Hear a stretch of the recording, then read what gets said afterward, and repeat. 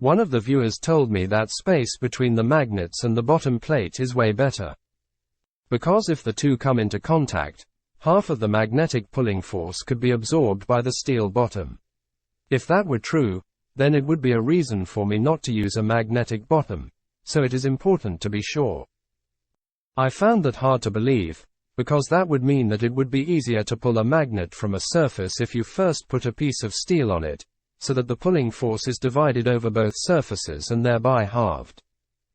And after giving it some more thought, it can't be right. It would violate the law of conservation of energy. Here I am checking this. First I do 3 pull tests in which the magnets have a distance of 1 centimeter from the steel crossbeam.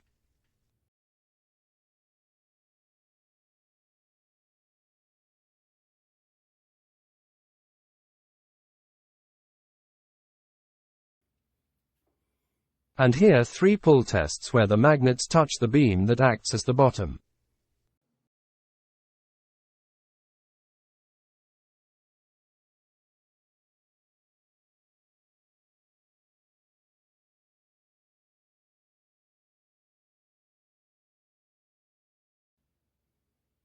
The outcome is as I expected.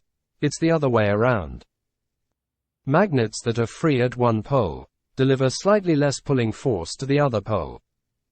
Here the average of the measurements is 6.47 kilograms and 7.61 kilogram. During contact with the bottom plate, the magnetic force is therefore slightly higher than when the magnets are free at the bottom. Another aspect that is written about a lot is the width of the gap between the magnets. A small pitch would be appropriate for thin workpieces, while a coarser pitch would work better for thicker ones.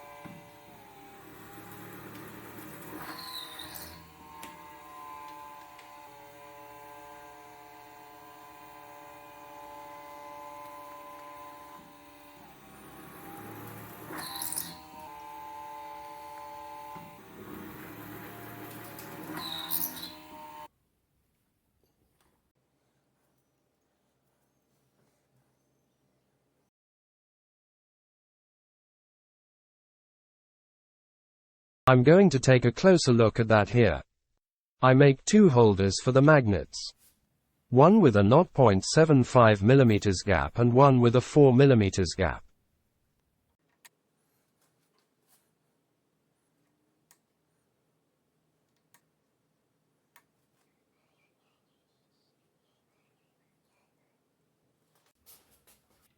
I then measure the strength of the magnets in this fairly fine and fairly coarse pitch on a thin 0.8 mm sheet of steel and on a much thicker piece of 10 mm.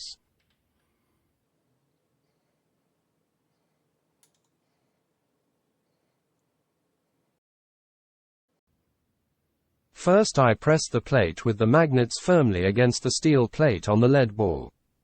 Then I slowly move the set of magnets upwards, and measure the maximum force with which they try to lift the ball.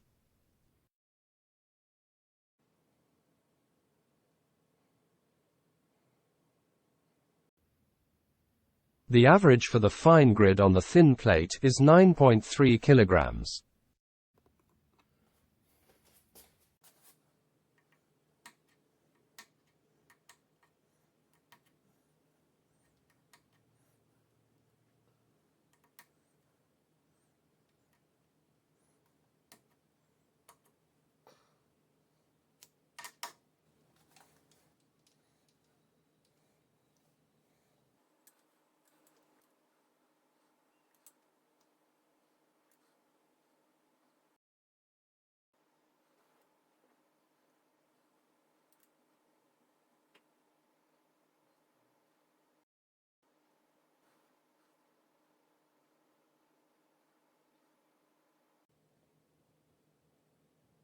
The average for the coarse grid on the thin plate is 7.3 kilograms.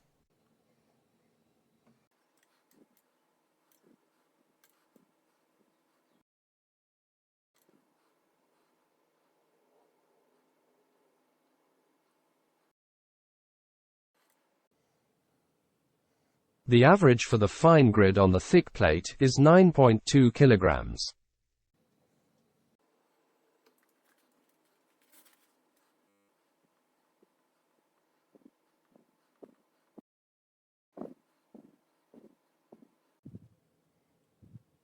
The average for the coarse grid on the thick plate is 9.1 kilograms.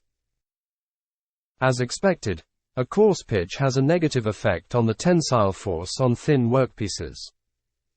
The field lines saturate the thin sheet of material and partly extend above the sheet. But it's not much of a difference. However, such a thin workpiece will be drawn to the base in more places and will therefore lie flatter. There is no reason to assume that using the same volume of magnets, a coarse pitch would be beneficial for thicker workpieces. So I think it would be wise to keep the pitch as small as possible for the final implementation of my magnetic chuck.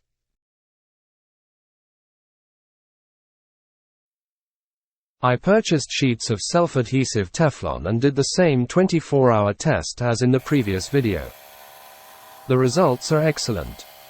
No sign of wear after 14,000 on-off shifts, and no variation in power, so no changes in friction during this test.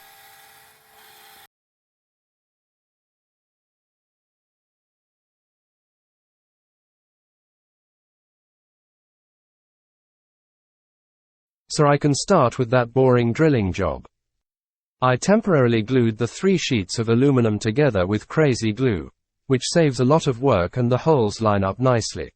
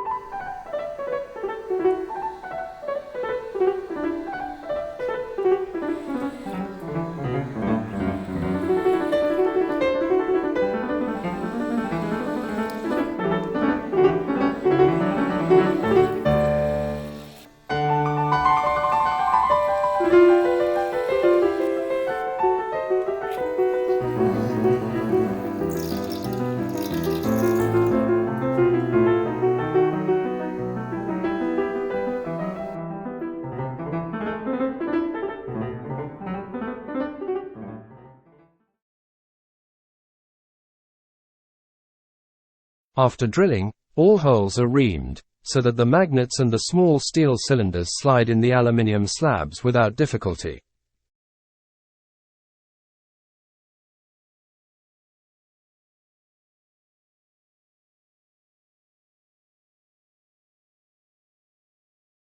The 3 slabs are nicely squared to equal dimensions.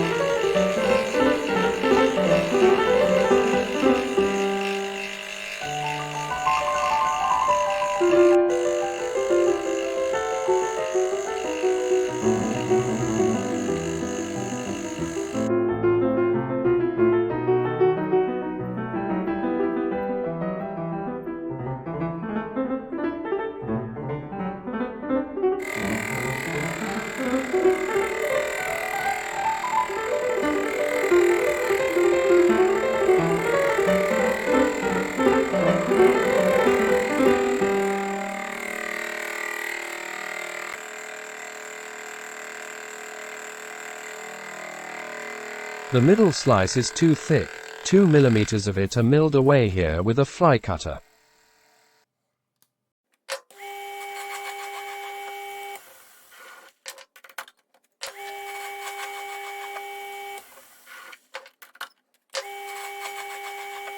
And this is the very tedious job of making 340 small 10 mm high cylinders out of 6 mm round rod. Here I make the first batch of 170 pieces. I'm already looking forward to the next batch.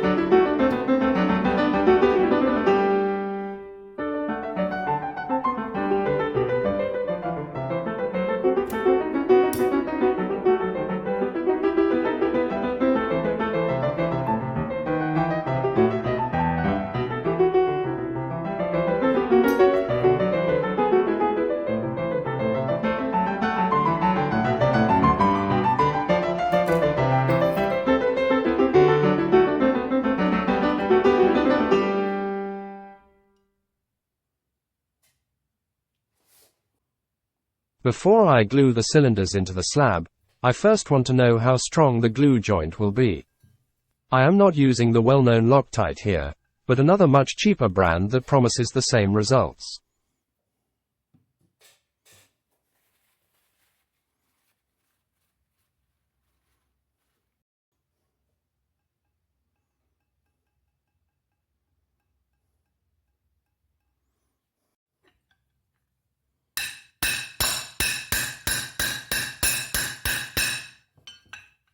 Well, that certainly doesn't let go voluntarily.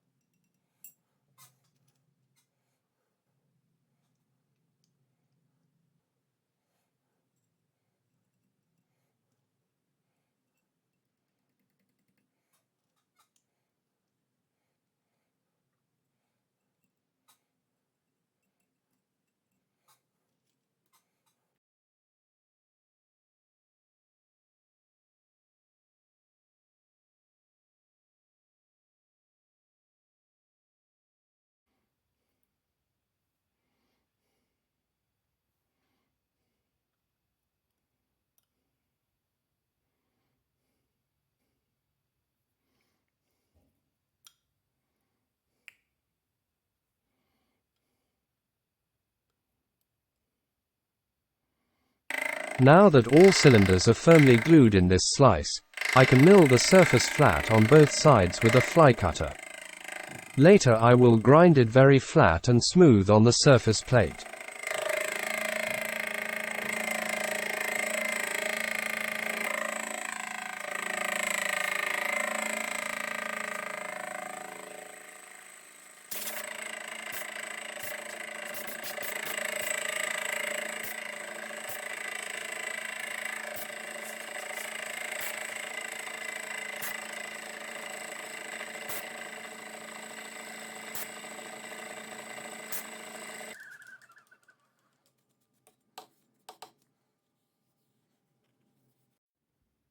I'm too curious to wait, and I'm temporarily going to stick the 170 small magnets in the aluminum slab for a few first small tests.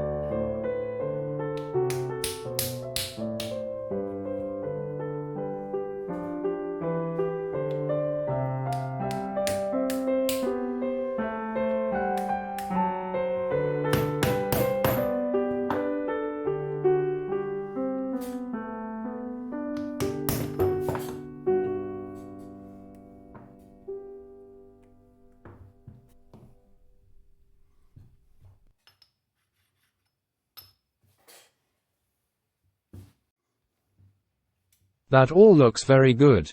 I can't move the pieces of steel with my hands. Of course that still needs to be extensively tested and measured, but it looks very good for now.